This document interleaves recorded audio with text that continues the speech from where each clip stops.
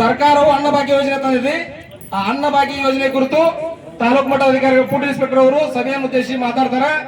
ಅದಕ್ಕೆ ಸಂಬಂಧಪಟ್ಟಂತೆ ತಮ್ಮ ಏನಾದರೂ ಕುಂದುಕೊರತೆ ಇದ್ರೆ ಆ ಕುಂದುಕೊರತೆ ಅಧ್ಯಕ್ಷರು ಮತ್ತು ಗ್ರಾಮ ಪಂಚಾಯತ್ ಅಧ್ಯಕ್ಷರ ನೇತೃತ್ವದೊಳಗ ಸಭೆ ಐತಿ.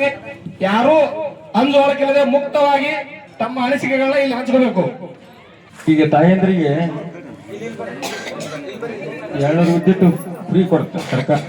ಆದ್ರೂ ರೊಕ್ಕ ತುಂಬ್ತೀರಿ, ರೊಕ್ಕ ತಗೊಂಡ್ ಹೋಗ್ತಾರಂತ ಲೈಮನ್ರು ಬರ್ತಾರೆ. ಅಂತವೇನು ಸಮಸ್ಯೆ ಇದ್ದು ಅಂದ್ರೆ ಹೇಳ್ರಿ. ಅವರು ನೀವು ಎದಕ್ಕೆ ಗೃಹ ಬಳಕೆ ಎದಕ್ಕೆ ಹೆಚ್ಚಿಗೆ ಬಳಸಿರ, ಏನು ಕಮ್ಮಿ ಬಳಸ್ಬೇಕು, ನಮ್ಮ ಕೊಟ್ಟಂತ ಸರ್ಕಾರ ಕರ್ನಾಟಕದ ಮಹತ್ವಾಕಾಂಕ್ಷದ ಒಂದು ಯೋಜನೆ ಅಂದರೆ ಗೃಹಜ್ಯೋತಿ. 200 ಯೂನಿಟ್ ಉಚಿತ ಅಂತಂದರೆ ನಿಮಗೆ ಒಂದು ಬಿಲ್ಲಿನಲ್ಲಿ ಸರಾಸರಿ ಅಂತ ಇರ್ತೈತಿ 2023-24 ಒಂದು ವರ್ಷದ ಸರಾಸರಿ ನೋಡಿ ಅದರ ಮೇಲೆ ಒಂದು ಅರ್ಹವಾದ ಯೂನಿಟ್ ಇರ್ತದೆ. 200 ಯೂನಿಟ್ ಅಂದ್ರೆ 23-24ನೇ ಸಾಲಿನೊಳಗ ನೀವು 200 ಯೂನಿಟ್ ಸರಾಸರಿ ಆ ಒಂದು ವರ್ಷಕ್ಕೆ ಎಷ್ಟು ಬಳಸ್ತೀರಿ, ಆ ಒಂದು ವರ್ಷದ ಸರಾಸರಿ ನಿಮ್ದು 200 ಯೂನಿಟ್ ಆಗಿತ್ತಪ್ಪ ಅಂದ್ರೆ ನಿಮ್ಗೆ 200 ಯೂನಿಟ್ ಫ್ರೀ. ಆ ಒಂದು ವರ್ಷ ಅಂದ್ರೆ ಈ ಯೋಜನೆ ಪ್ರಾರಂಭವಾಗುವಾಗ ಹಿಂದಿನ ಒಂದು ವರ್ಷ ನೀವು ಏನು ಬಳಸಿದ್ರಿ ಅದ್ರ ಸರಾಸರಿ ಎಷ್ಟೈತಿ ಅದಕ್ಕೆ 10%. ನೀವು ಹಿಂದ 23-24ರಾಗ ಸರಾಸರಿ 15 ಯೂನಿಟ್ ನೀವು ಯೂಸ್ ಮಾಡಿದ್ರಪ್ಪ ಅಂದ್ರೆ ನಿಮ್ಗೆ ಇವಾಗ 16.5 ಯೂನಿಟ್ ಅಷ್ಟೇ ನಿಮ್ಗೆ ಫ್ರೀ ಇರ್ತೈತಿ. ಹಿಂದ ನೀವು 23-24ನೇ ಸಾಲಿನೊಳಗ 100 ಯೂನಿಟ್ ನಿಮ್ ಸರಾಸರಿ ಇತ್ತಂದ್ರ 110 ಯೂನಿಟ್ ಫ್ರೀ ಆಗಿರ್ತೈತಿ. ಆದ್ರೆ 23-24ರಾಗ ನಾವು ಉಳಿಸಿಲ್ಲ, ನಾವು ಈಗ ಉಳಿಸ್ತೀವಿ ಅಂದ್ರಲ್ಲ, ಹಿಂದಿನ ವರ್ಷ ಸರ್ಕಾರ ನಾವು ಯೋಜನೆ ಪ್ರಾರಂಭ ಮಾಡುವಾಗ ಒಂದು ವರ್ಷದಲ್ಲಿ ನೀವು ಎಷ್ಟು ಬಳಕೆ ಒಂದು ವರ್ಷಕ್ಕೆ ಎಷ್ಟು ಬಳಕೆ ಮಾಡಿದ್ರಿ ಅದರ ಸರಾಸರಿ ಮೇಲೆ 10% ಹೆಚ್ಚಿಗೆ ಕೊಟ್ಟಿದ್ದೀರಿ. ಒಂದ್ ವೇಳೆ ನೀವು ಆವತ್ತು 23-24ನೇ ಸಾಲಿನಾಗ ನೀವೇನಾದ್ರೂ ಸರಾಸರಿ ಯೂನಿಟ್ 180 ಇದ್ರೆ ಇವತ್ತು ನಿಮ್ಗ 198 ಯೂನಿಟ್ ಫ್ರೀ ಇರ್ತಿತ್ತು.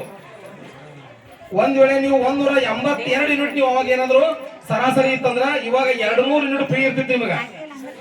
23-24ನೇ ಸಾಲಿನ ಸರಾಸರಿ ಬಳಸ್ಕೊಂಡೆ ಅಂದ್ರೆ ಅವತ್ತಿಗೆ ನೀವು ಸರ್ಕಾರ 200 ಕೊಡುತ್ತಂತ ಬಳಸ್ತಾ ಇರ್ಲಿಲ್ಲ. ಅವಾಗ ನಿಮ್ಗೆ ಅವಶ್ಯಕತೆ ಎಷ್ಟಿತ್ತು ಅಷ್ಟು ಬಳಸ್ತಿದ್ರಿ. 2,000 ರೂಪಾಯಿ ಬರಾಗತ್ತೆ ತಿಂಗಳ, ಹೌದಾ? ಸೊ ಹೇಳ್ತೇನೆ ಯಾರು ಬಂದಿಲ್ಲ ಯಾರಿಗಿಲ್ಲ ಅದನ್ನೆಲ್ಲ ನಾ ಇಲ್ಲಿ ಚೆಕ್ ಮಾಡಿ ನಿಮ್ಮ ಸಮಸ್ಯೆನ ಬಗೆಹರಿಸಿ ಹೋಗ್ಲಿಕ್ಕೆ ನಾವು ಇಲ್ಲಿ ಬಂದಿರೋದು, ಹೌದಾ? ಸೊ ನಾವು ಈ ಯೋಜನೆ ಪ್ರಾರಂಭ ಆದಾಗಿನಿಂದ ಇಲ್ಲಿವರೆಗೂ 23 ಕಂತುಗಳನ್ನ ಮೊನ್ನೆ ಆಗಸ್ಟ್ವರೆಗೂ ನಾವು ಸಂದಾಯ ಮಾಡಿದ್ದೀವಿ. ಮೊನ್ನೆ ಆಗಸ್ಟ್ ಬಂತಲ್ವಾ, ಸೆಪ್ಟೆಂಬರ್, ಅಕ್ಟೋಬರ್, ನವೆಂಬರ್ 3 ತಿಂಗಳದ್ದು ಇನ್ನೂ ಹಾಕಿಲ್ಲ, ಹಾಕ್ತಾ ಇದೀವಿ. ಇವಾಗ ಈ ತಿಂಗಳ ಕೊನೆವರೆಗೆ ಹಾಕ್ತೇವೆ. ಸೊ 23 ಕಂತುಗಳು ಅಂತಂದ್ರೆ ತಿಂಗಳಿಗೆ 2,000 ಅಂತಂದ್ರೆ ಒಬ್ಬ ಮಹಿಳೆ ಖಾತೆಗೆ 46,000 ಹಣವನ್ನು ನಾವು ಜಮಾ ಮಾಡಿದ್ದೇವೆ. ಸೊ ಕೆಲವೊಂದು ಜನ ಮಹಿಳೆಯರು ಆ ಹಣವನ್ನು ಉಪಯೋಗ ಮಾಡಿಕೊಂಡು ತಮ್ಮ ಸ್ವಂತ ಉದ್ಯೋಗಗಳನ್ನ ಮಾಡ್ತಾ ಇದ್ದಾರೆ, ಬಳಸಿಕೊಂಡಿದ್ದಾರೆ.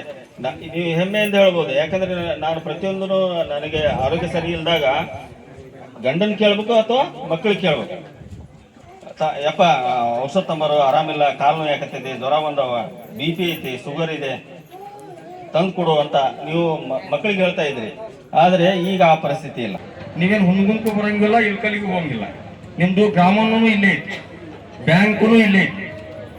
ಅದು ನಮ್ಮ ಸಿಡಿಗೋ ಸರ್ ಹೇಳಿದ್ರು, ಒಂದ್ ಸ್ವಲ್ಪ ನೀವು ಮೊದಲು ಎಲ್ಲಾರ ಇಳ್ಕಲ್ಲಲ್ಲಿ ಹುಣಗುಂದಲ್ಲಿ ಎಲ್ಲಾರ ದುಡ್ಡು ತಗೊಂತೀರಂದ್ರೆ ಅದನ್ನ ಇಲ್ಲೇ ನಿಮ್ಮ ಗ್ರಾಮೀಣ ಬ್ಯಾಂಕಿಗೆ ಹೋಗಿ ನಿಮ್ಮ ಆಧಾರ್ ಕಾರ್ಡ್ ಅನ್ನು ಇಲ್ಲೇ ಚೆಕ್ ಮಾಡ್ಸಿರ ನಮ್ಮ ಅಂಗನವಾಡಿ ಸೂಪರ್ವೈಸರ್ ಇರ್ತಾರೆ, ಆಮೇಲೆ ಅಂಗನವಾಡಿ ಶಿಕ್ಷಕರು ಇರ್ತಾರೆ.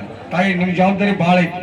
ಭಾಳ ಮಂದಿ ಏನಿಲ್ಲ ಉಳಿದಲ್ಲಿ ಎಲ್ಲೂ ಒಂದು ಪಂಚಾಯತ್ಯಾಗ ಒಬ್ಬರಿಬ್ಬರು ಸಮಸ್ಯೆ ಬಿಟ್ರೆ ಅದು ಒಬ್ಬರದು ಆಸ್ತಿ ಹೆಚ್ಚಿರಬಹುದು, ಅವ್ರಿಗೆ ಏನಾರ ಬಂದಿಲ್ಲ. ಒಬ್ಬರು ಮೊದಲಿನಿಂತ್ರನೂ ಕೂಡ ಆ ಅರ್ಜಿ ಹಾಕಕ್ ತೊಂದರೆ ಇರ್ತಾವ.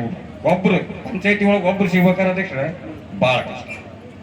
ಅದಕ್ಕೆ ಈ ಯೋಜನೆಗಳು ತಮ್ಗೆಲ್ಲರಿಗೂ ತಲುಪಿದೆವು ಅಂತೇಳಿ ನಮ್ಮ ಈ ಗ್ರಾಮ ಪಂಚಾಯತಿ ಅಭಿವೃದ್ಧಿ ಅಧಿಕಾರಿಗಳಿಗೆ, ನಮ್ಮೆಲ್ಲ ಸಿಬ್ಬಂದಿಯವರಿಗೆ ಅವ್ರಿಗೆ ನಾನು ಹೃತ್ಪೂರ್ವಕ ಅಭಿನಂದನೆಗಳನ್ನು ತಿಳಿಸಿ, ಈಗ ಊರಾಗ ಒಂದೊಂದು ಸಮಸ್ಯೆ ಹೇಳ್ತಿರ್ತಾರೆ.